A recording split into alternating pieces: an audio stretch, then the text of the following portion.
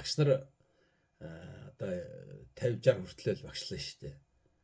Тэгээд 40 жил багшлаа шүү дээ мэдж байгаа үз. Тэгэхээр бид бол ерөнхийдөө хүүхдүүдэд яаж өсгөх нь яг тэрийг л бид нар хамгийн сүүлд нэр амжсан. Одоо эргээд өөрийнхөө хүүхдүүд дээрээс харж байна, өөрийнхөө ач нар дээр харж байна, өөрийнхөө ааваас харж байна. Тэгэхээр бид нар ингээд дөрвөн үеэрээ ингээд юу болж байна, бүгдээрээ боловсролын системд бас орж ажиллаж байна. Тэгээд бид нар юу яах ёстой юм бэ? Гадаад дэлхийн сайн сургууль сурахлаар сайн болчихдг юм уу? Монгол улсын их сургуульдаа сурахлаар одоо бид нар яачдгийг? Эсвэл бид нар одоо социализмыг сурсан болохоор ингээд байна гэж хоорондоо мэтгэлцээд маргалдаад байна. Гэхдээ яаж ч байсан бид нар өнөөдөр миний таны одоо эргэн тойрны хүн болгон айл болгонд нэг хүн ямар ч байсан солонгост яваад ажилласан байдгийн байна. Айл болгонд нэг хүн гадаад дотоод яваад сурчсан байдгийн байна. Айл болгонд нэг хүн гадаад амьдарч байдгийн байна. Тэгэхээр бид нар бол хүссэн хүсээгүй гадаад нийгмээс шууд холбоотой болсон. Хоёрдугаарт гадаад нийгэмд байгаа зүйлийг уншиж мэддэг, ойлгодог, тэрийгэ өөрийгөө боловсруулж чаддаг, ацраад энэ Монголынхаа амьдралтай харьцуулаад үзээд тэр нь болон болохгүйг нь бас нэг таамаглал биш биеэрээ таарад ингээд татвараа төлөөд ингээд явах юм бол энэ чи өөр байдаг. Тэгэхээр бол бэлэн цэцэрхэх зүйлийг бол би одоо ингээд суугаад Google дээр 5 харан гадаад үгчээд янз янз юм болоод ирнэ.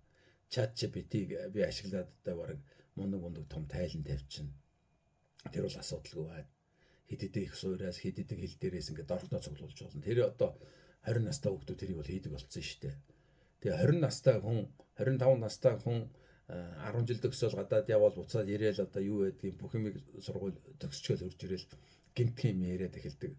Гадаад очиод тэрийг үзчихлээ гэдэг. Эн чин тэр гадаад байгаа тэр ажиллаж байгаа тэр улсууд бол хідэн үеэрээ тэр одоо замлаар яваад ирсэн бие даах чадвартай, өөрийнхөө багийг сайн ойлгодог, багаар орж ирэх ажиллах бололцоотой.